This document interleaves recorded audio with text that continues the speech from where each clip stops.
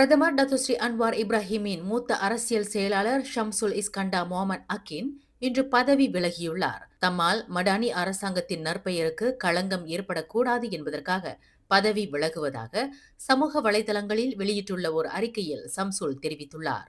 சபாவில் சுரங்க நடவடிக்கை ஊழல் தொடர்பில் ஒரு வர்த்தகரான ஆல்பர்ட் தே என்பவர் 6,29,000 ரிங்கிட்டிற்கும் அதிகமான தொகையை பிரதமரின் மூத்த அரசியல் செயலாளர் சம்சுலிடம் வழங்கியதாக கடந்த ஒரு வாரத்திற்கு முன்பு பகிரங்கமாக அறிவித்தது அரசியல் வட்டாரத்தில் பெரும் அதிர்ச்சியை ஏற்படுத்தியது.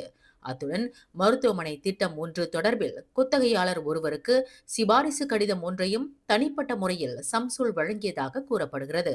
இதனைத் தொடர்ந்து அவர் பதவி விலக வேண்டும் என்று கடந்த 2-3 தினங்களாக அழுத்தம் கொடுக்கப்பட்டு வருகிறது. மேலும் செய்திகளை தெரிந்து கொள்ள கீழே இருக்கும் பெல் பட்டனை அழுத்துங்கள். உங்கள் மகிழ்ச்சியை வெளிப்படுத்த லைக் மற்றும் ஷேர் செய்யுங்கள்.